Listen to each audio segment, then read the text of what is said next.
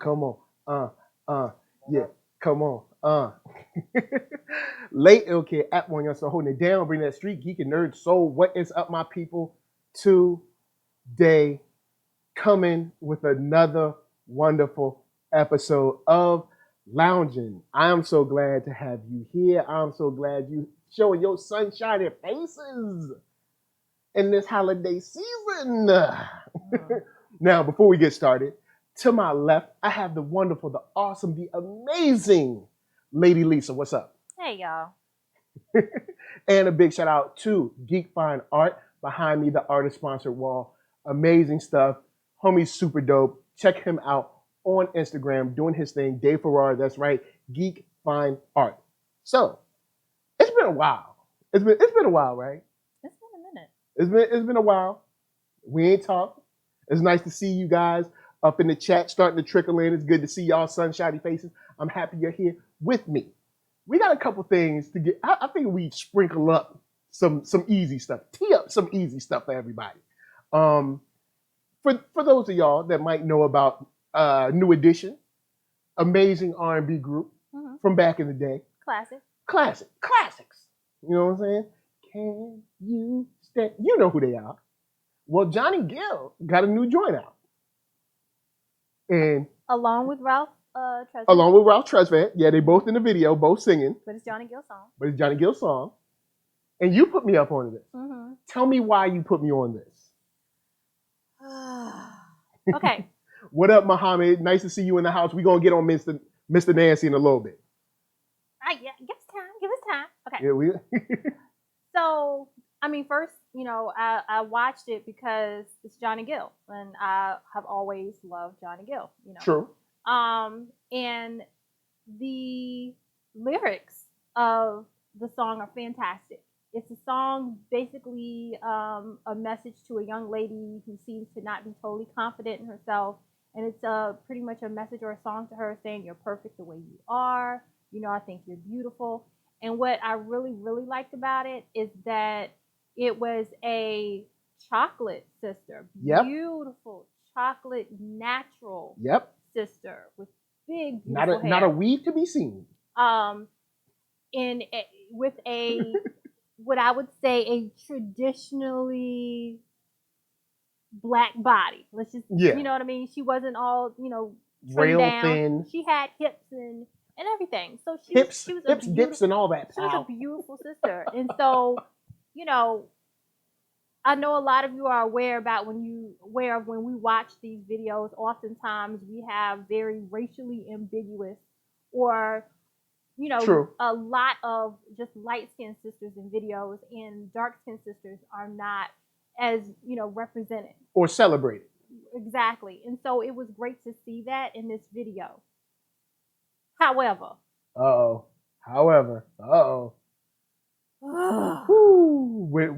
they hit that however on you? My issue was that the lyrics did not match what we were seeing in the video completely. Let me explain. So yes, again, they had this beautiful chocolate sister. All right. And some of the lyrics were saying, you don't need to wear makeup. You don't have to have your nails done and your hair did. You're beautiful the way you are. Word. As we watch all these women and the sister who's supposed to be the topic or the center of the star of the video. The star of the video. She the got video a face, girl. She got a face full of makeup. Her hair, I don't know if her hair was necessary. I don't even know if that was her hair, to be honest. But her nails are done. And so he's saying you don't have to have all these things done. But they are done. I think it would have been more effective if you were showing what you was talking about. Okay. Sisters that are naturally beautiful without all the makeup done. Without all the craziness. 3-inch nails, which is fine. I'm not knocking any of that. It's just that this song is not matching the visuals. Right. Please understand what I'm saying. I'm not knocking that. What I'm saying is you're saying one thing and showing us another. True. And what I was saying to you, Michael, after that, the reason it ticked me off so much is because I've seen this happen, and I'm not bashing my black brothers. I love my brothers. Yeah. But I have seen this. I have heard this personally when black men will say, I can't stand when black women wear all this weave and get, all these nails and makeup and all this, that, and the other. Why don't y'all just be natural? But your girl sitting right beside you with everything on that you just said you can't stand. And you forever running up behind these women that are exactly what you say. But then when a natural sister comes by, oh, your man ain't taking care of you, girl. What do you? That's my issue with it. Yeah, and before I even make a statement on that, big shout out to all the folks that's doing their thing in the game. Blurred Girl, Blurtish, Thought Crimes, Black Tribbles, Fan Bros, or For All Nerds, all them cats doing anything. Big shout out to them. It is frustrating to see that, and sometimes I wonder if that is a symptom of you might want one thing, but you're trying to be like keep up with the Joneses for some strange reason. It's like, dude, this is your relationship. Right. Stop trying to like do something for someone else's relationship. Yeah. Muhammad Saeed says, "What do you think about Jadena?" I don't know. I guess he must have said something. Last time I saw Jadena, he dropped an album earlier this year, but I didn't see any. Yeah, be specific. Is there something in did he say something? Because I don't super follow him as far as like interviews or something. I love his music. Yeah, he must have said something crazy, I guess. But sometimes I wonder, because I think there's a lot of things that go on. There's some self-hatred in there. Then systematically, we're just shown that this is what pretty is, meaning like straight hair, lighter skin, blah, blah, blah. But then I think there's also stuff like where people want to go get something that they think other people will want to. It kind of indirectly brings them value or something, like, you know what I'm saying? Yeah. Instead of just find who you like and don't worry about nobody. Like, find who you like. If you say you like natural sisters, seek one out. You know what I'm saying? Find yourself a nice natural sister, whether you mean natural as far as no makeup, or natural as far as natural hair, or natural like full natural. Like she ain't got no fake hair, she ain't got no fake nails, no makeup, no nothing. This relationship is about you, bruh. Like, stop trying to get something to be seen. You know what I'm saying?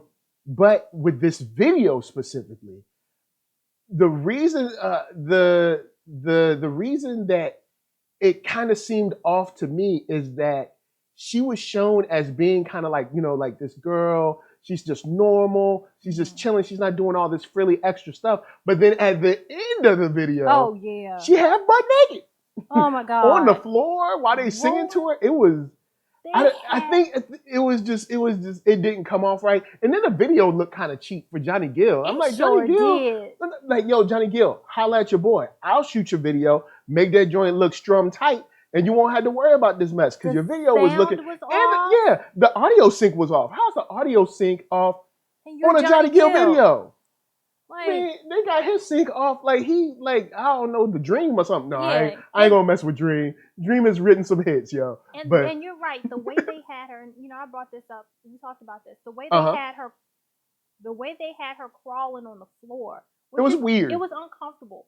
They were standing up at microphones singing the song. Yeah. She had on lingerie. She came out in lingerie and proceeded to crawl around on the floor between the two of them and lay back like on the floor. And it wasn't a good look. What? It's not a good look. But you want to talk about how, in the song lyrics about how much you value this sister and how special she is. So meanwhile, she butt naked on the floor in front of y'all, and there's butt naked women on the side of y'all. The video just didn't seem to match the tone of the lyrics at all. Now, big shout out to Muhammad. Muhammad said his music video does represent a lot of black women. Yeah. Jadena, I don't think I've ever seen a video of his where I'm like, this is crazy. You know what I'm saying? Like why is he showing nothing but like the lightest of light or whatever? He seems to represent, black women in their fullness. Yeah. At least from what I've seen. I agree. And big shout out to everybody in the chat. Real quick, we got Muhammad Saeed. I see some people watching. Going to hit that thumbs up.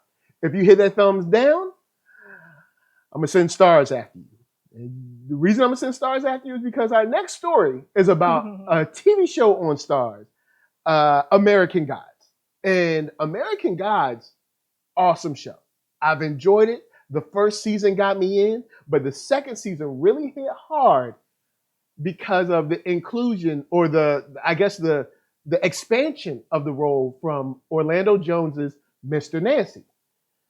Sadly, Mr. Nancy, or at least Orlando Jones, is not going to be on the show anymore. The deadline put out, Orlando Jones wasn't fired from American Gods over race, but plot insists producer Fremantle update. Now, of course, they're going to come back and fire back and say, hey, you're not fired because it was racial or whatever. But I'm inclined to believe Orlando Jones. Here's why I'm inclined to believe Orlando Jones. And before that, I'll get into what he said. His exact words. Let me see if I can find the exact quote. Because he was saying don't believe what they say. I was fired last September from American Gods. The new showrunner, who's Charles Eagley, fired him because he didn't want to see someone who was representing Black people as strong, as angry, as taking charge, as moving forward in the story. And let me see if I can find the exact words. In a quote, it says, let's see, where is, and why ain't they quoting him? They ain't quoting him. Yeah, so they didn't quote him, and I can't find the quote. But basically, the gist is the new showrunner comes in. He's a white guy that doesn't, I guess, feel comfortable with the way the role is. The role that I responded to, you responded to, was because he was so Black, so powerful, and so take charge in the moment right now. You know what I'm saying? Because this is something that I think Black people needed to see. And Black people responded highly positively to the discussions that he had in season 1 on the slave ship, and then even more in season 2 between him, Ibis, what is Bataki's character? Can I remember her name? The goddess, the Black goddess, that I kind of remember her name. I apologize. But those conversations on the show bled into Black culture in a very interesting way. Bill Quist is the young lady's character's name. But big shout out to Muhammad Saeed. He says, "What do you?" He said, "Orlando Jones is an amazing actor," which is true. And Jade, if you have the quote, go on and drop the quote in there. I can't find it. I ain't looking for it. It's on Twitter. You can get it. But basically, this is another example of finding a way to silence the Black experience through media, because of course, especially entertainment media, is where many of us find our heroes, our villains, our, all of that stuff. Right. And this is just another perfect way to being able to silence it. Just like we were talking about with Watchmen, people were saying Watchmen got snubbed for the Golden Globes. I'm like, no, it didn't. They were never going to nominate that. Right. They never had a chance of being nominated.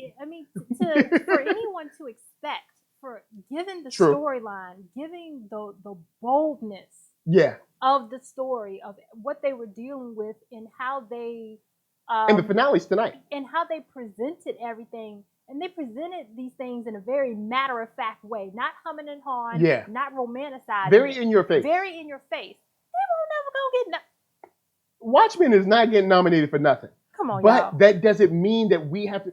It doesn't mean we need to stop worrying about white acceptance. We can nominate this and appreciate it at the NAACP Awards, and we can appreciate it by tweeting it, retweeting it, talking about it, and covering it in Black media. Hopefully have a special show for you guys on Tuesday. I'm trying to cover season 1 of Watchmen. I'm working out some stuff, but holla at me on that. But Jade comes through. She has the quotes. Thank you, Jade, for rolling through. And big shout out to AfroCon that Jade runs out in Oklahoma. I hope. No, it's not Oklahoma. I don't know where you at, but you out there. But anyway, she said, there will be, the quote is, "There will be no more Mr. Nancy. Don't let these mother effers tell you they love Mr. Nancy. They don't. I'm not going to name names, but the new season 3 showrunner, Charles Eagley, is Connecticut-born and Yale-educated, so he's very smart and thinks that Mr. Nancy's angry get crap done is the wrong message for Black America. That's right. This white man sits in that decision-making chair, and I'm sure he has many Black BFFs who are his advisors, and made it clear to him that if he did not get rid of that angry god, Mr. Nancy, he'd start a Denmark Vesey uprising in this country. I mean, what else could it be? The sad part is that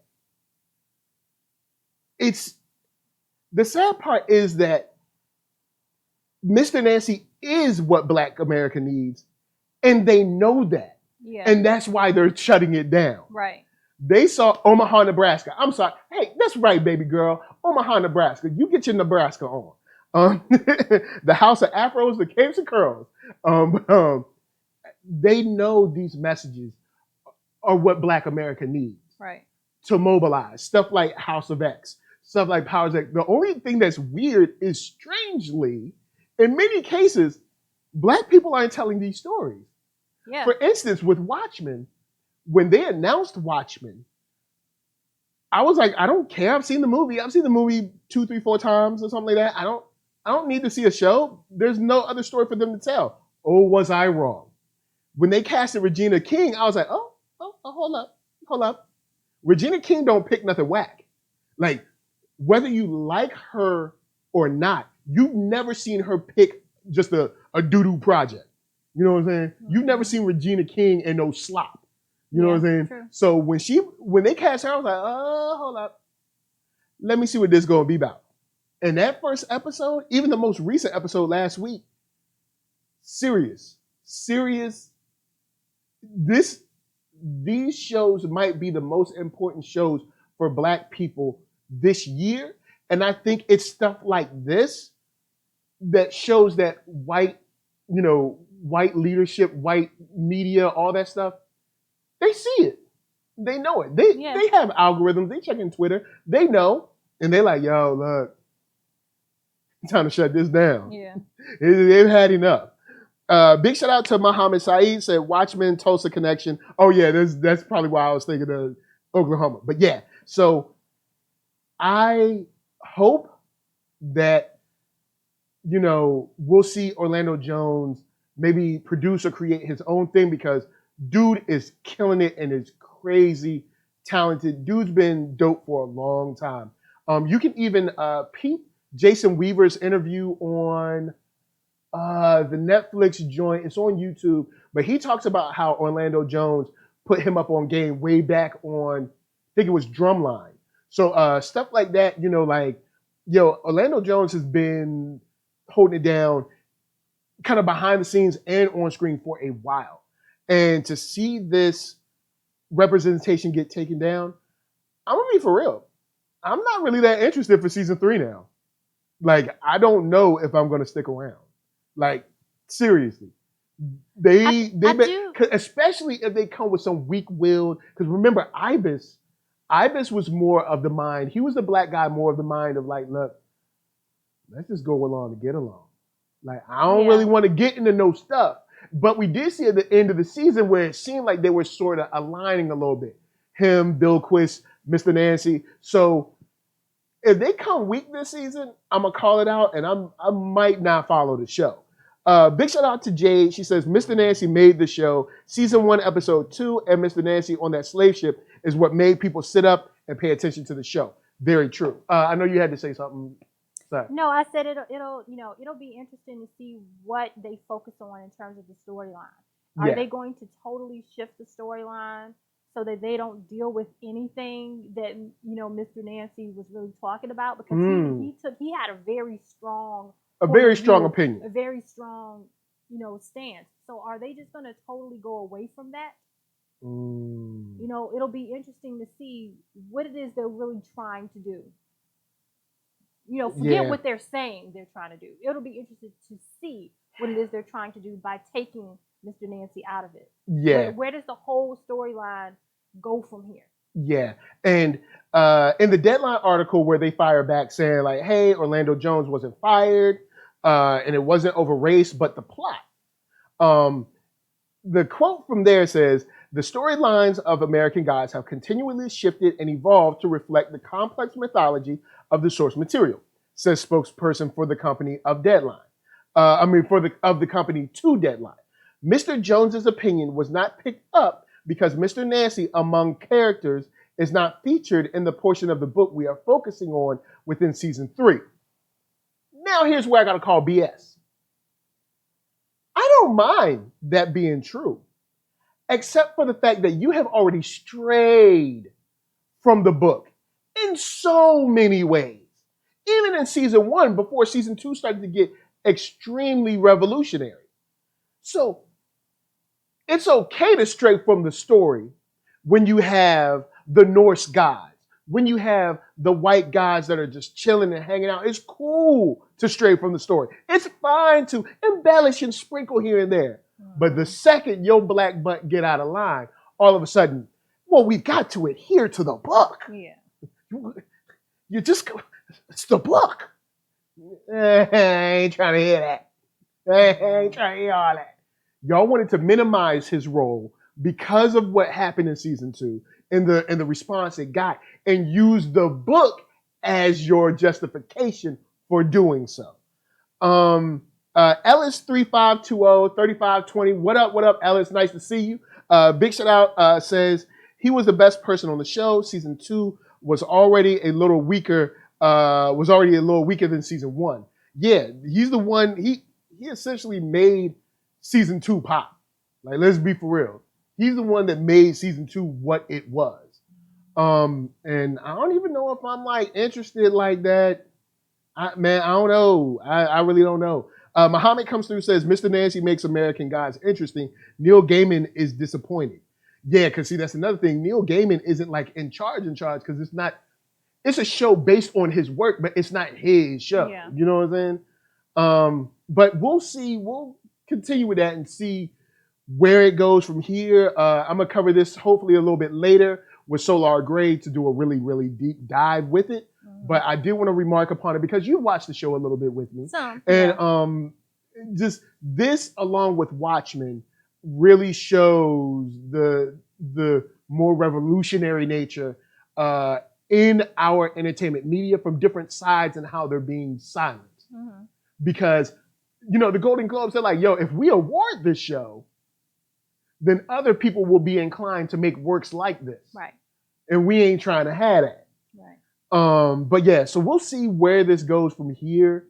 But yeah, it's not a good look. But to wrap up real quick on this, Jade comes through and says, Mr. Nancy made the show, season 1, episode 2, just remarking on that. Then furthermore saying, to know that season 2, when 3 African gods are talking and that Orlando wrote that, is even more reason the show for the show's excuse for letting the character go. Is BS. Nancy is central to the plot. Yes, Mr. Nancy, there's 2 characters in season 2 that became extremely central, which I would say is Shadow Moon and Mr. Nancy. Season 2, we didn't see Odin. Odin kind of like laid back a little bit in season 2 and kind of surveyed the plot. But you had kind of like Shadow Moon, Mr. Nancy, and then under that you had the Irish dude. I can't think. Mad Sweeney. Mad Sweeney under that. Those were kind of like our leads of this season. And then following that, I would probably say Ibis, Bilquist, and then the dead girl. Ha ha ha. But dead girl, aka ex-wife, aka having extramarital relations and dying. But that all being said, I want to give a big shout out to Solar Gray, who helped cover the show with me last season. Big shout out to that, and hopefully we will see some dopeness come from Orlando Jones because homie is extremely talented. Wrote a lot of that cool stuff. Added a lot of that stuff to the show, an amazing perspective. So hopefully we see, something else come from that young brother. But while we were gone, I remember you seeing a video on Facebook about Black women, natural hair. I believe it was in the forums of Red Table Talk, maybe. I don't. And it was. No. it was about black women in their natural hair. But you made a comment to me talking about that there's this issue between black women, and always has been an issue between black women and their hair. Yes. And let me say this. Some not too long ago, but some time ago, there was a clip. I don't know if any of you guys have seen, but Steve Harvey has a Facebook page, and he's been putting different clips from his shows on Facebook. And a lot of the clips are from his segment of his show Ask Steve. So there was a young man who stood up and said he had been dating this young lady for a while, a black man who'd been dating a black woman for a while, and he was troubled because he'd never seen her in just her natural hair. He'd always seen her in either braids or a weave or a wig.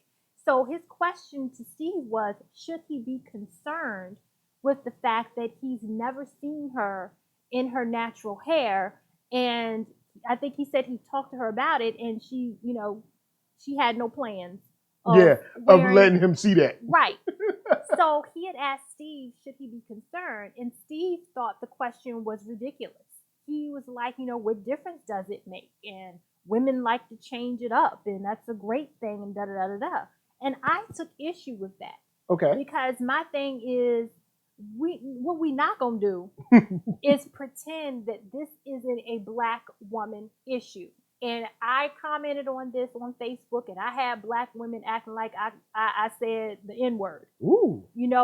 I was just like, okay, so we all just gonna pretend that we as black women do not have issues with our black hair, even though there are laws that have had to be made to not discriminate against us because of our hair. So we just gonna pretend it's not an issue. Okay, boo. So yes, it is an issue that others have with our natural hair, and we have with our natural hair. We have been taught, whether it's directly or inadvertently, that our hair is not, quote, good hair. Yeah. There are a lot of us, if we tell the truth, know that it's not professional. If we weren't sure of anything else that was going to go on in our life as a little girl, one thing we knew for sure, on Friday or Saturday night, we were sitting in front of that stove with that hot comb, holding our breath, praying to God our mama didn't burn our ear or the back of our neck or our forehead. Okay? And I've seen them little marks.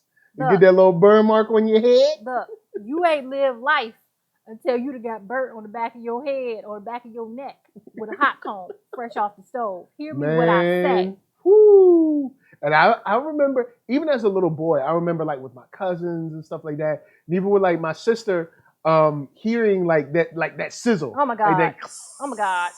And it's one of those things where what upsets me so much is that it seems like there's a large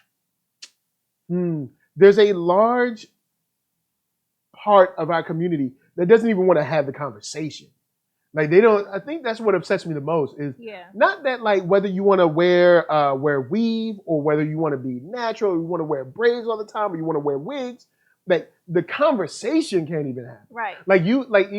I know you've been shut down, like you were talking about. I've seen other people shut down where we can't even start to talk about our hair and how we feel about it, and maybe how we've been made to feel without immediately getting shut down from our own. Right. So it's we can't even start to talk. Right. Everybody's so defensive, and they automatically think that you're trying to personally attack them. Because this is the thing: if you bring up the topic, and let's say the woman that you're talking to, or one of the women that's in the group you're talking to, is wearing a weave, which 9 times out of 10 is the case, or wearing a wig, they feel like you're personally attacking them, and it's not an attack on you personally. We're talking about what this is or what it does to us. And let me say this, I don't have an issue with weave or wigs or braids or any of that. I've never personally worn a wig or weave. I've worn braids. And I'm not saying I never would wear any of that. The issue is not that. The issue is that we as black women in general feel like we have to cover our hair with hair that is nothing like our hair. Because don't come with, oh, we need to protect our hair, protective styles. I know about protective styles. The thing is, there is weave and there are wigs that are like our texture hair. So if you want to say, you know what, we need to protect our hair from the extra heat and whatnot, and so I'm gonna wear a weave or wear a wig. Okay, but why you ain't wearing a weave or a wig that is more like your hair? Why does it have to be straight and slickety and wavy all the time? Again, nothing wrong with changing. Straight and slickety, boy. I know. Like, slick it.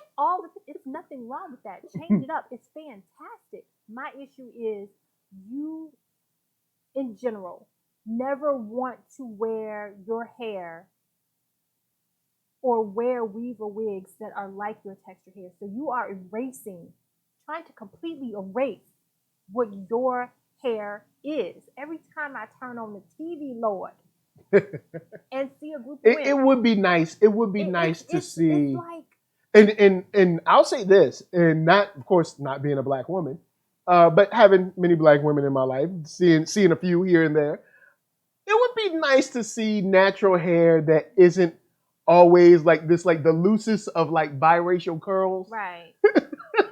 Right. Because that represents some of us. And this is no diss to biracial women. I have biracial women in my family. But it seems that you showed me an article way back where a woman had wrote that biracial women are co-opting the natural hair movement. Yeah. And it's like, and I was like, and I never looked at it that way until I read that article. And I was like, yeah, because whenever they want to show natural hair is like the bouncy, like the, and I'm like, that's not always the case. All right, you know good and well, your cousin, your mama, your grandma, your auntie ain't got that kind of hair. All right, they ain't got, you know, there's all kinds of difference of kinkies and curlies and coils and all that stuff, but they always seem to only show the most bouncy, almost straight-ish kind of floaty curls, if you will. That's true. That's true. And if truth be told, the thing, and you've seen this with my hair, Michael. Mm-hmm. Truth be told, your hair can look like it's 15 different textures on 15 different days. As a black woman, some days my hair is doing the loose curl coil thing. Other days I look like I'm straight out the field. I'm just saying. Oh, you know, big shout out to Muhammad Saeed. He said, do you remember the Chris Rock documentary, Good Hair? Yes. Yeah. There was a good documentary, and there was another hair documentary. There were like two others. Oh man, they were like smaller films. But I want to say one of them, there's another one that's on Netflix that's about black hair. I want to say it's on Netflix, or it used to be. That one's a good deep dive into kind of like the just the psyche around it, the business around it more. I remember now what the whole Facebook post was. Okay. Bad Baby. Oh. Okay. Let's. I remember. Ooh. Yeah, bad. Okay. Oh. So Bad Baby. You're right. This is not a Beats Vibes Life episode. We're talking about Bad Baby on Loungin. Okay. So Bad Baby, the Catch Me Outside girl from Dr. Phil. Okay. So there was a whole big uproar recently because she wore braids or something like that. Yeah. And, you know, of course there was a whole backlash, you know, about that. Cultural appropriation. And let me start by saying, I think she's trifling. I think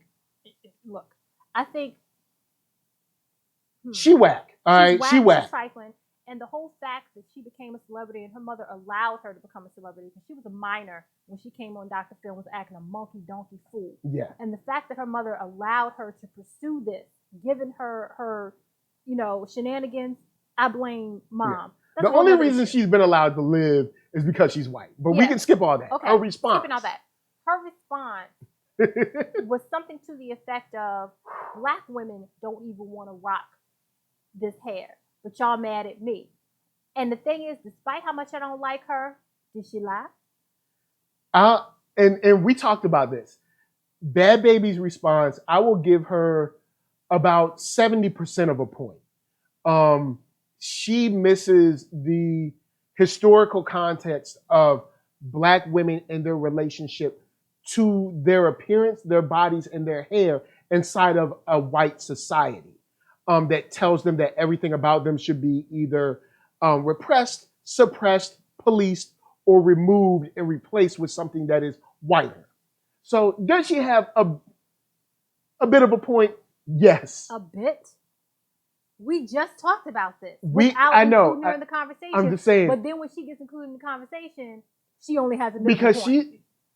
There's certain things that I ain't gonna let you say about my family that I will say about my family. Okay. You ain't gonna talk about my sister. We're not. No, but we're not supporting her. See, this is true. This is the thing about you get so caught up on the messenger, you want to reject the message. Well, I gave her 70% of a point. No. I gave her 70%. I'm just saying. I don't care for the messenger. True. But that's not going to keep me from contemplating the message. Word, yeah. And the message, though whack it was, though whack the messenger is, yes, she's only highlighted something that we've been talking about before. I do think we need to get to a point where we're able to at least talk about it. You know what I'm saying? Because I've seen a lot of just impersonal, either with like friends or with like sisters or whatever. The conversation itself can't even be had without being immediately shut down due to like emotions and stuff like that. Mm-hmm. But that those emotions are the reason we need to have the conversation, and not to disrespect someone, but to open it up and be like, okay, how do we feel? How can we stop feeling this way? Right. And let me what do we need to do to stop feeling this way? Yeah, and let me say this because I think it's a good point. And this is something that just really was profound to me. I have a very, very good friend who for a while, she started wearing weaves and wigs. Mm-hmm. And, they were, straightened weaves and wigs. Mm-hmm. And she stopped. Kind of it seemed abruptly. And she did a complete 360 and got locks. And at some point we talked about, I don't know how it came up, but we talked about the whole thing. And she said she did it because she found herself developing the belief that she looked prettier in those weaves and wigs than she did in her own hair. And she didn't like how that felt. And see, that's the thing. I'm not surprised. And I don't blame her because every magazine, every music video, every movie, every news, whatever, commercial, whatever, has told her this is prettier than what you got. Right. But you know what I'm saying? Ever since she was born. But I love the fact that she recognized that and took control of it and was like, nope, I need to check myself. Yeah, I need to bounce. I need to check myself and the thought that I am developing about myself. She took control of it. And let me say, she is a professional woman. She works in a professional setting. She has a government job. She is in charge of a team at her job. So even with that, she decided this is what and she is in the South, I will say. Wow. Okay. But she decided that that's what she was going to do. And it's profound. To me, it just gives me chills to even think about her saying, I started feeling prettier in weaves and wigs, and I didn't like thinking that about myself. So I decided I'm going to get locks. I know that's a complete extreme, but the fact that she took control of it, she recognized this about herself and said, you know what, this isn't okay. So, Word. That's something that I hope that, and kind of ties back into the shows. Seeing representations of yourself, because let's think about it. Bilquist, you don't see Bilquist looking like no, like Eurocentric, whatever. Uh-huh. You don't see Michael Burnham on Star Trek looking like she got hair weaved all down her back. Yeah. You don't see Regina King with hair weaved all down to her butt crack. You don't see that. And do you think that these people that sit in places of power, producers, showrunners, directors, you think they don't notice that? Right. No. It's every single, because the thing will be like, everybody white, no. But that statement from Muhammad Ali rings true. If you got like, and I can't remember the exact number, but if you got 7,000 snakes outside, but you want me to open the door because 1,000 of them are good? Nah, bruh. That doesn't make sense. I got to keep that door closed. I might hit you with one of these. Can I help you? Yeah. Open them blinds on you real quick. Yeah. How may I assist you? Because the poison of the majority of them is more detrimental than the help of 1,000 of them is to me. Yeah. And honestly, even if they wanted to, the 1,000 of them could not overpower the 6,000. That's true. Even if they wanted to. That's true. And so, but yeah, that's what we're going to leave on that. Hopefully we can get to a point where we can at least start talking about it without it seeming like a personal dig. Because I want Black women to feel better about themselves without needing some kind of, I guess a certain pair of shoes or a certain type of shirt, or a certain type of dress, or a certain type of hair, a certain type of nails.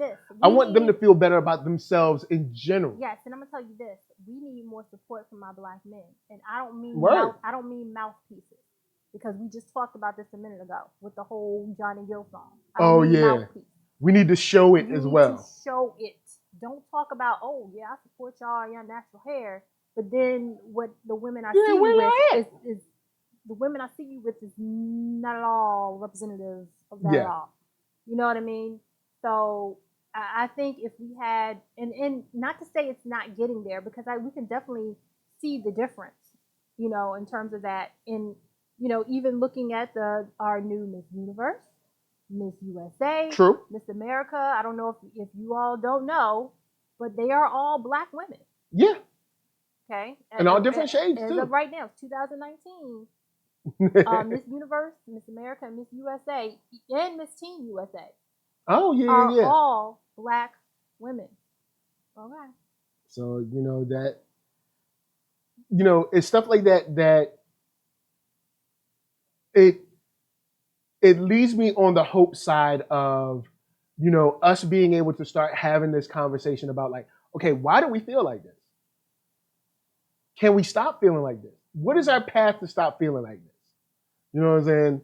It's, what is the path? And not saying being natural is super duper easy. Oh, no. You know what I'm saying? He know, because he lived with me. And he know the 24-hour marathon of washing, drying, moisturizing, twisting, all of that. But I love it. With your hair. I love seeing, like you do your hair. Like, I love it personally, but that's a whole nother thing. Now, with that said, big shout out to Muhammad Saeed throwing up that 100. What up? What up? We got some little stuff that we missed over the weeks. But there was a bigger story from Jubilee. Was it Jubilee? Is that the name of the people? Jubilee put out a video which was men's rights versus feminism. Is toxic masculinity toxic masculinity real? And the video plays out interesting where they find a common ground, or they have seats where it's like this is common ground. Got three representatives from each side. So they had 3 feminists and 3 men's rights activists, and they said, hey, can you find common ground on these things? And the sad part of this is what seemed disingenuous about this video to me. Like, I like the setup of it, but I think that there were 2 people that I think if they were replaced, we could actually have a real conversation. It was similar to the Revolt Summit, where I was like, once you add this certain person, I'm like, well, you've invalidated this conversation to me, because I can't see someone having a real conversation about Black people in America with politics with this person. So there was a young lady where there was a guy named Kursak, and he was a PhD student, and he was talking about statistics and studies, and the one young lady, he was coming with a lot of facts, and this young lady said, well, I know you got your little studies, your little research, Whenever someone says you got your little research and kind of brushes it off, that person can't be in the conversation. They're not even trying. They're not even trying. Yeah. And then there was a man on the men's side, duh. But this man said he comes on and he says, I'm a incel. Nope, you gotta go. The second you say you're an incel, I'm like, bruh, it's involuntary celibate. It's these guys that say that basically I'm celibate because nobody wants me, so I'm involuntary. You just can't get in it. Yeah, it's just. I'm like, dude, we can't have a real conversation with you. You gotta go. Yeah, that's why it's incel. It's involuntary. I know. I'm just telling you what they named themselves. Y'all just be making up stuff. I know they be making up stuff, baby, but I'm trying to just tell you what it is. And once he started talking, I was like, bro, we can't have a real conversation with you. If we would have swapped those two members, if we would have swapped the man with a woman men's rights activist, so a men's rights activist that was a woman, and then swap that girl that said, I know you got your research, but who cares? I'm like, what? No. If we would have swapped her with a man, your little research. When everybody got all your little research. I know you got your little friends, but if we would have swapped her with a man, female, a woman's activist man, you know what I mean? A feminist man. Yeah, a man for the feminist movement. You know what I mean? Swap her out for a man, but that's on their team. All right? You know what I mean? If we would have swapped them with people, we could have had a real conversation. But in videos like this, I always feel like they add that one ingredient just so they can get clicks, just so they can get views, and so they can go viral or get people clicking and conversating. Conversing. Thank you. Excuse me. I don't mean to conversate. I mean to converse. Please and thank you. But they could have had a real conversation, but instead we kind of just, devolve into just my feelings is this, my feelings is that, instead of talking about what could happen. Yeah, general consensus. That was one issue I had with this, is that I love my sisters to just man. Let me say this. Go ahead. I know. Let me say this though, before I even say anything. I'm a person where I'm not gonna automatically be on one side or the other just for the sake of who that side consists of. Yeah. I'm about personal responsibility, and I'm about being fair. Okay. Right. That being said, I'm not going to jump up and down and be on the side of the feminists because they're all women and I'm a woman. Okay. If they're saying some stuff that doesn't make sense, that's not fair, I'm going to call them out on that. And my issue was with one young lady in particular. She continuously focused on her personal issues. Personal, with the library or whatever, that part, she was like, I was in a bookstore or something. Yes. But she did that continuously. She focused on her personal issues, her personal experiences, to make a generalization of how men treat women. Now, I understand that you can only talk from a point of view of what you've experienced, but you can't apply that as a general consensus. You can't say this man did this to me in the bookstore and men are this and men are that. Yeah. It's no different than you saying ain't no good men out here. Which is a dumb statement. And then they also came with the whole we need y'all to make men do. I'm like, what? You can't look. I learned this. A very wise man told me this. You can't make grown people do right. It's true. I want y'all to sit on that for a second. You might be trying to get your brother to do something. Your sister, your best friend, your cousin, your girlfriend, your boyfriend, your husband. You ain't gonna make grown people do right. I'm gonna just let you live with that one.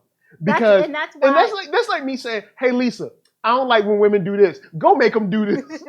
I don't know where to start. Right. It's like, I remember many, many years ago when Oprah Winfrey, with all her profound statements, she came out with a profound statement when people, I don't know if it was hers or she repeated it and so it became hers. Oh boy. When you know better, you do better. And immediately after I said that, I said, that's not true. That's for not the true. most part, should be true. No, it should be. But get But this. people are people. But get this. Only when you know better can you Yes. do better. Because you might still be a knucklehead. But You can know better. You can know and better. still be stupid. Because you could be doing it and going, I know better than this. I know better than this, but I want this. Thank you. Perfect example. I'm sure I'm going to speak to the brothers because I'm a brother. You know, you saw that girl. She was fine, wasn't she? Ooh, good God, she was looking good. You knew she wasn't no good. Oh, but you wanted it, didn't you? Now all of a sudden, you got her crazy. Buddy. You got her. And she crazy. And you can't get rid of her. And you can't get rid of her. She had to key your car before you got rid of her. I know 2 people that went through that. Came up to your job, acted a fool. I know someone else that happened to because you had to have her. So you're right. You know better. Don't mean you always going to do better. Right. Big shout out to Muhammad Saeed. He said, but I believe having the right people in the room do matter. Yeah, this definitely, I think with those 2 people swapped out, we could have had a real conversation about, hey, there's some stuff over here that works, some stuff over here that works. And we're kind of fighting a similar battle, but we're doing some cool stuff where we're at, but I can respect you. The other problem was the numbers were too small. You only had 3 women and 3 men. That's entirely too small to have this type of discussion. Because the more I think about it, I understand what they were trying to do. They were trying quick. They were trying to have on each side one person that seemed extremely educated. Oh, all right. Another person who's in the middle, and another person who is the extreme crazy. And that's especially looking on the men's side. You could tell me right now who was who. All right, so the incel was the crazy. The Asian dude was kind of like the middle ground, like, hey, I'm just chilling. And Kursat was coming with them fit acts. The PhD student. Yo. So, and I understand them trying to have that balance. That balance makes sense. But when you only have 3 people, it makes it you can see that they purposely did that. You can see it's like, it you're the regular person, right. You're the crazy person, and you're the super educated. You've been like on this movement and you've done everything. Right. You know what I'm saying? It's like, so it was sad to see how the video ended up because it ended up being something that I don't think helped anyone. It didn't. I don't think it helped men's rights activists. No. Which do have some things to actually move forward for and try to like get support for. Yeah. And it didn't help feminists that do have things to work for and do need support for. Absolutely. So I don't think I think it ended up not doing anything. Right. And that's the other thing. I don't like how it came off seeming like one is wrong and one is right. And that's not the case. Both groups can exist and both be valid. Yeah. It's not one against the other. It's not if one group exists and that negates the other group. It's nothing to do with that. And I thought it was insensitive, to say the least, without hearing them out first, that when the introduction was made, about there being a men's rights group, and they asked the young ladies, what's the first thing you think of? And one young lady said aggression. And it's like, how does a men's rights group immediately send you to aggression? You're making presumptions that it's probably based on a Twitter post that she saw one time shared by a friend that you're making presumptions that you wouldn't want made about you. True. So if the role was flipped and a man was asked, when I say feminist group, what's the first thing you think of? And he says something, like whining, you would be terribly offended. Yeah, you'd be mad about that. Terribly offended. Yeah. And then another young lady, her response was, "Oh, my first response is to laugh." Yeah, but that also is a part of our society. We in American society, on the most part, we laugh at men's feelings. We say we don't, but we do. That's true. When it comes to a woman's feelings, they're like, "Oh snap!" Like what happened? Like what's going on? Like how can I help you or something? If a man's like, "Man, I'm hurt," people be ready to laugh at him, and so. There are those things on both sides that we can work towards and work for, but it's almost like the video was set up to just be like, oh, well, one has to win and one has to lose. And it's like, that's not the case. It's not the case they can both kind of make strides in their own way towards what they're looking for. Yeah. I mean, I think, both sides to me deserve to be heard. If you're coming from a genuine place and not just talking just to be talking, because we know that happens. Yeah, they do be I'm happening. part of this group just because this was hot right now. I like the tea. But both sides need to be heard. Now, the most valid argument that I think I've heard in terms of men's rights has to do with the court system. Especially when it comes to men's rights as a father. Absolutely. If anyone said that the justice system is not skewed or the court system is not skewed in favor of mothers, they're just flat out lying, or you're just under a rock, because it definitely is. Yeah. A mom pretty much has to be, a prostitute crackhead. A mom would probably have to get her kids taken away from her and awarded to a father. But a father doesn't have to go to anything close to that extreme to lose his rights. Yeah. And I do believe that is a problem within the court system. And I think that men are unfairly portrayed as being deadbeat dads, just based on what their ex-wife or child's mother has to say about them. And it could be because she's mad because you didn't do X, Y, and Z. And I think that's not the case a lot of the time. And remember, we talked about, and I brought this up, I don't think it's right, and people gonna argue me down on this one. I can feel the smoke. I can smell the smoke. But I don't think it's right for Here women. We go. I know. I'm ready. I don't think it's right for women to call themselves single mothers just because you are not with your child's father and or you are not married to your child's father. You're a single woman, but you're not a single mother in the sense that it's used. Yeah. Because in the because sense that it's used like you're on your own. Thank you. And they're not always on their own. Technical. Well, if I ain't married, that means I'm single and I'm a mom. No, that's not what I'm saying. No, the term single mother revolves around you being on your child by yourself with no help from the father. And a lot of women know that is not true. Yeah. And I don't think it's fair to say that. Nah. Now, big shout out to Pim Griffey in the house. What up, Pim Griffey and PG repping. But yeah, I give you that one. I think there's a lot of times when there's an idea that, oh, well, I'm single, or, I'm not, like I'm alone. I'm not, with my man or whatever. So I'm a single mom. And it's like, no, you're not like a single mom. No, because then that makes him a single dad, right? So if we're going to do that. Yeah. And let's say that y'all have worked out, right? Y'all have worked out,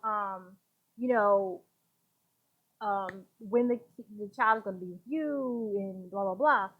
But you don't see dads walking around talking about, I'm a single dad, yo. Because women would single dad in these streets. Ain't no single dad. He stays with me. But I have single dads rap. It's like, but I have him too. I'm his dad and I have him too. So can I walk around telling people I'm a single dad? Nope. You want to tell people you're a single mother, even though you see me helping you. Yeah, it's like I'm helping you. Even though my check reflects clearly. Check showing you get all kinds of stuff. So I'm just saying. Yeah. I'm just saying. But there's, speaking of men and women, there's another story I wanted to hit on before we bounce. I think ATL local news did a story about my Lord, Father.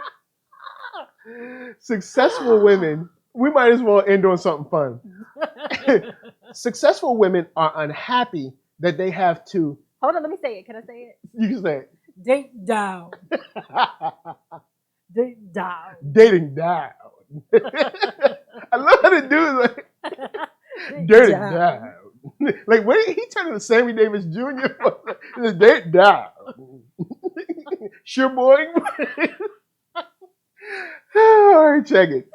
So there's a story that comes out that women, they're successful, they're out here in these streets, they're getting it, doing it, living their best lives. Why they in the streets though? I don't know, because that's where their jobs are. Wait a minute. I mean, no, they're not. That's not where the job. No, like they drive on the street to a job. They're dating down. Right. So they're like, we make more money than the man on Tinder. I mean, that we see on Tinder or Facebook or whatever, and we don't want to date that man because we don't want to make We don't want to be the breadwinner. We don't want to do that. We're dating down. So the argument was, why is it dating down when women make more than men? Men never say that they date down if they make more than women. So what is it about that disconnect? Yeah. The whole concept in and of itself, to me, is just, ugh.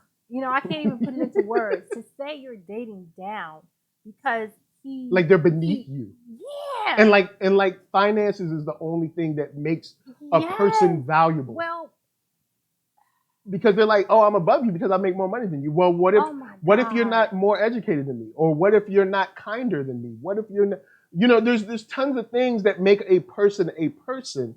Whether it's their knowledge, their kindness, their companionship. There's tons of things that go into, like, how they teach people, their gratitude. Tons of things that go into, but see, that make you more than just the money you make. To me, the attitude of that topic and that conversation seemed to be that you could have all these things. You could be kind, you could be generous, you could be a good friend, you could be a good son, you could be, a volunteer and take care of animals and old people. But if you make less than me, I'm dating down. Dating down. And I'm like, that's why your butt is single. That's why your butt's single. And then the girl that reported it, she was like, well, I can do bad all by myself. That's another problem. But is it doing bad? Why is the idea that since you make more money than this person, that's implicitly bad? Right. Now, big shout out to Pim Griffey said, when I hear the term single mom, I just think unwed mother. But in general in our society, it's thought that this lady's on her own, doing it all on her own. Big shout out to Alan Lewis in the house. What up, Alan Lewis? Chilling. The idea that you're doing bad because you make more money than your counterpart is ridiculous. It's ridiculous. And I remember, so you guys know, Black families represent, #Black families. Me, Lady Lisa, my little baby NERDSoul up in here. Lisa, you stay at home. So one could say, oh, I'm married down. But that's not the case.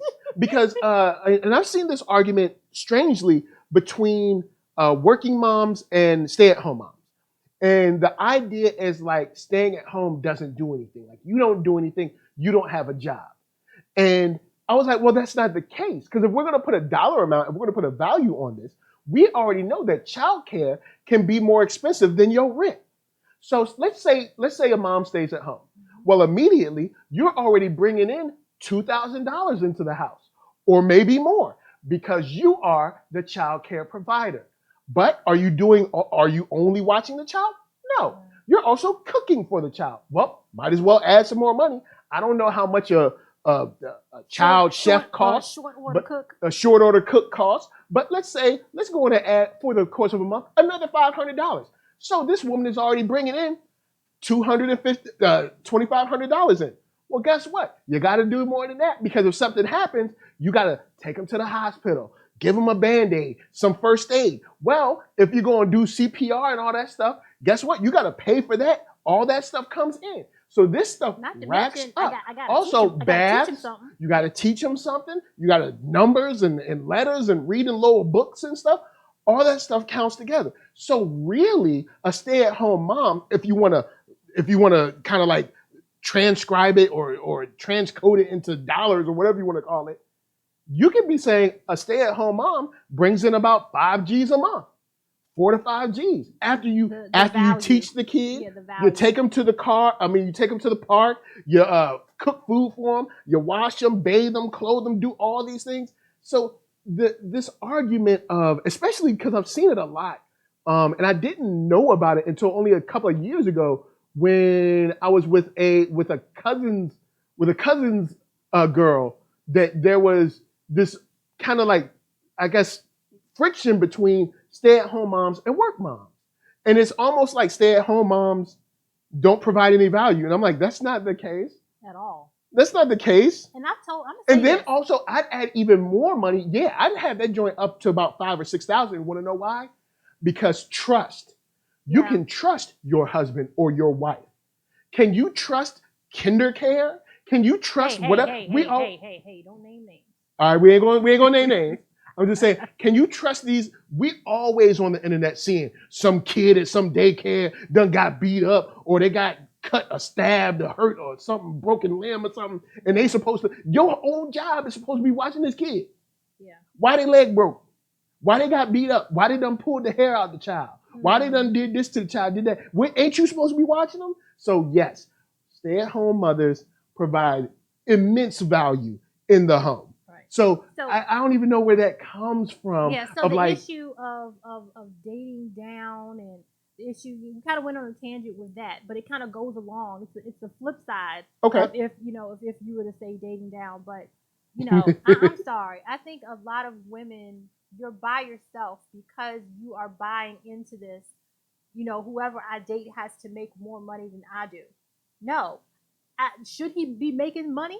Well, yes. He should have a job. I do believe you do not need to start dating a man when you meet him. He's like, well, I don't have a job right now. Well, you get that together, brother, and we can talk later. Get yourself together. Because it's nothing that we need to discuss right now. You have other priorities. While you're wasting all your time right along with your mind. I'm just, but the whole thing of, oh my gosh, he has to make more than me. It's just absolutely, totally ridiculous. And to kind of jump on that, I remember a long time ago, I was out somewhere and I started talking to this man at the bar, and we were, just talking, and he asked me about, what I do, and he told me what he did, and, he said something about, oh, I need to make more money, than my woman. I said, well, why? Yeah. He said, because I'm the man. I said, so? Perfect example. And this goes perfectly what Pim Griffey said. Pim Griffey said, I think some women prefer the man to make more money to avoid a power struggle. This is what I got to say to that. I'm glad that you said that, because men and women, listen close, especially y'all in the dating game now. It's not a competition. You're not competing with your wife, your husband, your spouse, whatever you want to call it. All right? You are not in competition. This is the person that you should be teaming together with to fight against the world. It's y'all two bonding together to create something. What am I competing in my own household? So you mean now I gotta go out in the world, compete with the world, then come home and compete the home? When am I gonna get some peace? You are not supposed to compete with your woman. You are not supposed to compete with your man. Y'all should be working together to make something dope. You know what I'm saying? That's your problem now. Always trying to win something. And then what are you winning? And I'm going to say this. This is the other thing too. Word. It's not 50-50, first of all. Nah. It's not. It's 100-100. 100. Another 100. Okay. Let's start there. But each of you is not going to always be bringing your full 100 to the table. Yeah. And you can't expect the other one to, because you ain't going to always be bringing your 100 to the table. Sometimes you have to make up the difference for each other. And step your game up. And that goes right in with the money aspect of it. Yeah, definitely. It's like, oh, I'm sorry. A lot of women, you're doing this to yourself. You're putting these ridiculous standards on, you're trying to meet these ridiculous standards and require men to meet these ridiculous standards. And you're missing out on some really good men that will be perfect for you, because you want to listen to what other people are saying about what you should and what you shouldn't have. That's another what thing. You should and what you shouldn't do. Word. And you right on that. I'll tell you where to check for these men that you're looking for. The ones that you done put in the friend zone. Man. Go visit that friend zone real quick, boo-boo. That's another thing you brought up. Come on. Stop letting people in your relationship. Stop letting your best friends tell you that he ain't good enough or she ain't good enough, or, oh, well, they just don't have swag. Let me tell you about swag. Let me tell you about a real relationship. When you 55 and you sick and you need somebody to feed you, swag don't matter. When you get in that car accident and someone has to actually feed you, when someone needs to bathe you. See, this is better and for worse, richer for poor. See, like, people always think they're gonna be, they think they're gonna be like the picture, the model picture, and when you get the frame from the store, they think life is always gonna be like that. Well, guess what? One day you might get sick. One day she might get sick. One day you might be paralyzed. So where's the swag then? Does it matter then? You need someone who will be able to be your companion and love you for who you are for the rest of your life. That will do what they can to make sure that you are okay. This whole thing, like, oh, well, I'm dating down. He ain't making no money. Now, I don't want my friends to be thinking he ain't making no money. Or, oh, I don't think my boys will think she fine enough. Or, I don't know, she, don't nobody know her. She ain't on Instagram like that. Man, look, that stuff is fleeting, all right? Do not compete with your mate. And don't be worrying about stuff that does not matter. Like how much money someone makes. I don't think we ever even talked about how much money we made. Did we? We did. But that was like later. That was you mean like when dating? Yeah, when we were dating. No. Yeah, we never No. didn't care. No. I cared about who you were. Yeah, we didn't talk about that when we were dating. But what did we do? We read books together. We did. We watched TV together. We had deep conversations about politics, about culture, about family. We talked about what do you want. We did everything but talk about dating. We said, look, what you want to do? Because I want to get married. I'm dating to get married. I ain't trying to mess around. What you want to do? That's pretty much the conversation from both of us, from him to me and from me to him. True. Because I was like, yo, I want to be married. I want to be married. I want to have a kid. I want a wife. You wanted to have like 4 5. Yeah, I do. I would like to have a big family. Now, I know, you know what I'm saying? You can't always have a big family. But I would like to have 3, 4 kids, maybe a 5th. But no, seriously, guys, don't. Ain't no need to compete with your mate. You do enough competing at school, at work, whatever. When you come home, or your metaphorical home, your home with the person that you are trying to be one with. If you're not already one with that person, you don't need to be competing there too. You need some rest from the world. Big shout out to Alan Lewis. Alan Lewis said, "I don't trust daycares. Too many cases of neglect in the news." Thank you. True that. Alan Lewis also said, "Build together, don't fight each other." True that. And be realistic with expectations. It reminds him of the episode of Martin when Gina made more money. That was remember he was just walking around giving people money? Martin was like a mess. Oh man. And remember Cole's mama was like, the boy ain't making no money. Yeah. Yo, man, that was a hilarious episode. Because he was just walking around giving people money to try to prove, once again, you're trying to show people that ain't in your relationship how good you doing. Some of them ain't got a relationship. You ain't married to them. You ain't trying to marry them. They don't live with you. They don't even live around you.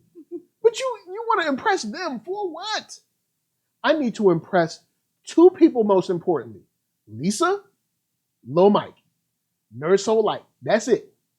Then after that, mom, best friend, stuff like that. This is like levels of impression I want to do. But as far as just random people on the street, nah, I'm cool. I mean, I'm not here to disrespect you or hurt you, but not looking for your approval. I mean, it'd be cool, but I mean, if you don't, I'm not gonna be like, man, I'm broken up. All right, now press that like button. Now, by the way, press that like button. Actually, and that's why I say press that like button or press that dislike button. You want to know why? Because the algorithm don't care. The algorithm wants engagement. I want engagement to grow. I don't care about your likes, honestly. I would much rather you watch the show and just share it. But the algorithm wants you to like it so that I can grow. I want to grow because I want to hang out with y'all. I want to build a actual media empire mixing hip hop and geek. So I have to play the algorithm game. But likes don't matter. I got my likes right here in this house.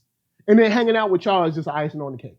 You get to talk about, relationships and, Johhny Gill going crazy on a music video. Well, he didn't really go crazy, but he just did some crazy stuff. Did some weird stuff. Alan Lewis said, "One thing I hate is people who show off and trying to flex. We get it. You have this stuff. I don't care." Griffey said there's also a racial aspect to the dating down conversation. Okay. Word. Elaborate on that one. Pim Griffey said, Pim Griffey threw that in the chat. Elaborate on that racial aspect to the dating down conversation. Definitely add on that because we'll touch on that and then we'll be out because we good. We had an hour. We hung out with y'all for an hour. We had a good time. We got some people in the chat. Thank you for rolling through. We got some playbacks. Got some people watching. Look at the little going up. You know what I'm saying? We got a little chart going up. But yeah, that's interesting. A racial aspect, because I never looked at it like that. So yeah, definitely hit us up in the chat. Let us know what you mean by that, or kind of like outline that a little bit, because I'm interested to see the angle you're coming from on that one. Because as that I can think of, is it more of a situation of this is something that is more in Black culture than in, like, say, Asian culture or something like that, or where you coming from with it? Oh, go ahead. Because I mean, actually, now that I'm thinking about it, I'm interested to see what her point of view is, or his. Is it her? Yeah, her, his, not sure, but okay, sorry. But I'm thinking that kind of, I don't know, that issue may actually go across the board. Okay. Quite honestly. Yeah, because at least the lady, there were two women on the newscast that did it, and the white woman and the Black woman seemed to be kind of like in agreement. The Black woman was about to come out of her chair about it, though. Man, she was mad. You know. Boy. She was very unbelievable that day, too. She was, she had that weave flowing, but you couldn't tell her she wasn't pretty. Oh, she was pretty. You see how pretty she was? I can do bad all by myself. No, you're just by yourself. So, don't try to blame that on. So my thing is this: so if you're making $70,000 a year, and so if she's making $70,000 and her man is making $50,000, is that doing bad?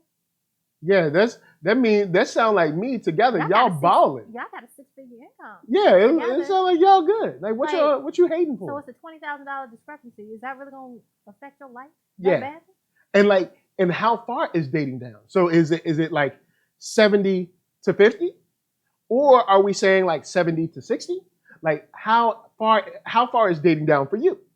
Alan Lewis says, speaking of charts, I heard Mariah could get her 19th #1 with All I Want for Christmas Is You for Billboard Hot 100 tomorrow.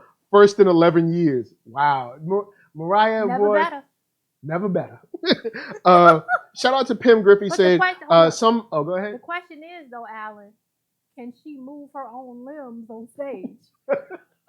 Man, Mariah she was tied up in that suit, boy. Y'all don't know what I'm talking about. Wasn't that like watch the New Year's from last year? From this year, in January. Watch that New Year's Eve joint. She had her dancers literally move her leg, her limbs on stage. Hear me what I When said. you're too good to even dance, like people got to dance for you. Like people just got to make your legs dance. Shout out to Pim Griffey said, so some Black women feel that some Black women feel that Black women are expected to be down for the struggle. Non-Black women are seen as status, so men with money go after them. Ooh. Okay. I see where you're going. And I understand. I agree. However, I see where you're going. However, that definitely happens. Yes. I see where you're going. I agree with what you're saying. However, being down with the struggle is on one end of the spectrum, and dating down is on the other end of the spectrum. It's two different issues. I love dating down. Like just hearing the term. You know, I don't have to be. How can I explain it? Because dating down, from the conversation that we heard, you know, it was simply one issue. If my man makes less than me, period. If he makes less than me, I'm dating down, which is totally ridiculous. That's not, you know, so in that case, you could be dating down and not down for the struggle per se. Because to me, when you're down for the struggle, that means he up in your house, laying up on your couch, you going off to work every day, and when you come back, he on his PS2. That's down for the struggle, and I'm not down for that in any way, shape, or form. And Pim Griffey says, whereas Black women aren't status symbols, so some feel that in order to change that, Black women need to be more selective with dating within or above their wealth status. That's the general idea. Okay, I kind of see where you're going. I definitely see the down with the struggle idea. I definitely have seen, from my experience, Black men that require more from Black women, at least in conversation. You'll be like, oh man, I need a sister to do this, do that. And then they don't require that from, like, say, a Latina woman or a white woman or an Asian woman, something like that. So it's like there's these extra barriers that we make our own culture jump through that somehow other cultures don't have to. Where it's like, and I think that's stupid. And as far as that, I totally agree. I totally see what you're saying, and I think I see where you're coming from there. This is what I say to that. We, as a culture, as a people, have to change the conversation, have to change the definition of what we're talking about. Because to me, the only reasonable situation in terms of being down for the struggle is, when hard times come about, you're in a relationship. Okay, and hard times come about. That you're not cutting and running. You're not cutting and running. Yeah. It's like, okay, I'm with you in this struggle. But struggle means you're not comfortable. We are together. Well, hold on. Struggle means that you're not comfortable in the mess that you're in. That means that you've lost your job or something's going bad and you are trying to do better.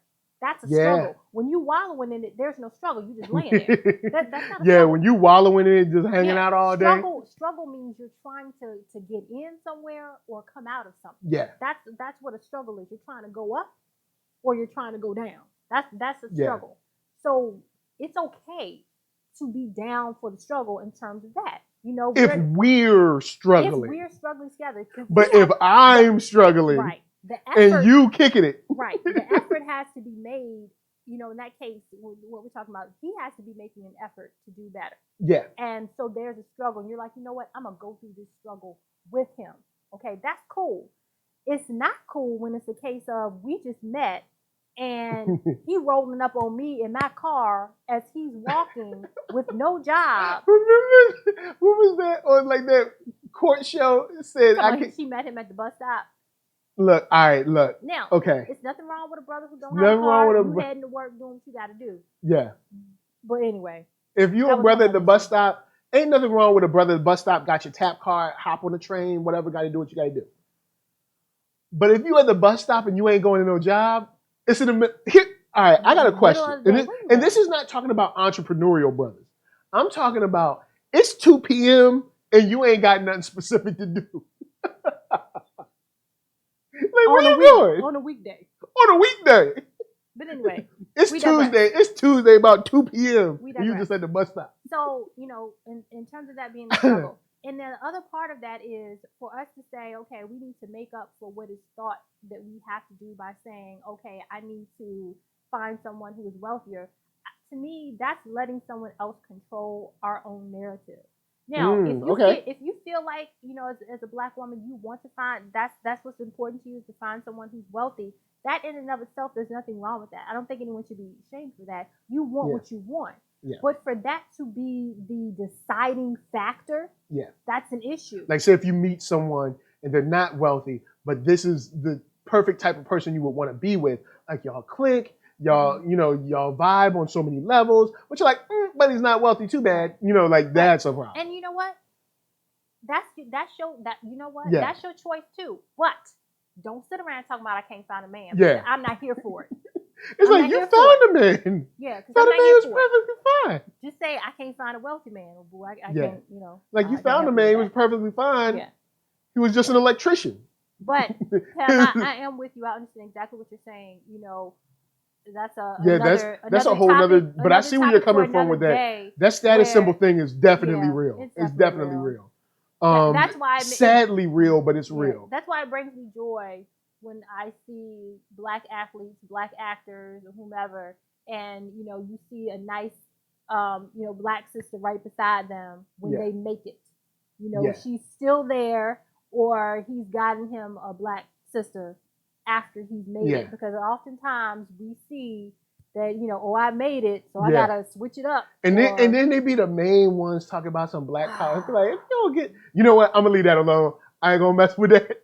Look, guys, thank you for coming through. Lisa, tell everybody bye. Bye. Big shout out to Muhammad Saeed. Jade came through.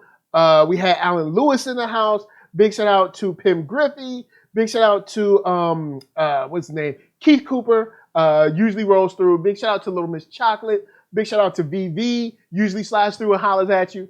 Christmas 808. And then also to the fam in general. Arcatron is dropping. Well, Arcatron has already dropped the Space Bridge. Go check it out on all streaming platforms. Spotify, the title, whatever. The Space Bridge, Arcatron. That's Arcatron.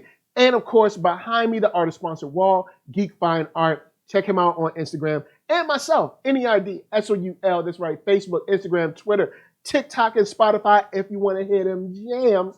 And then, of course, iHeartRadio podcast so you can listen to it, brother. Now, of course, hit that thumbs up or you can hit that thumbs down. But if you hit that thumbs down, I'm going to find you a girl that dates down. Then on top of that, if you don't like looking at my face, then go listen to the podcast. Now, if you don't like listening to my voice, then play the podcast, right? But then put it on mute so then you still support your boy, but you ain't even got to hear me. So, guys, until next time, from us to you, we got tons of stuff coming this week. We got Star Wars reviews. We got Mandalorian reviews. We got more talk with Solar Gray. We got trailer reviews with Atomic Nerd. Tons of stuff, so check out the channel. And then, of course, till next time, that's you just saying, peace. Said peace. Yeah, oh, Pim Griffey said she's a sister. So, yes, sister Pim Griffey. Much love to you. I'm dating down. Cause you ain't around. Baby.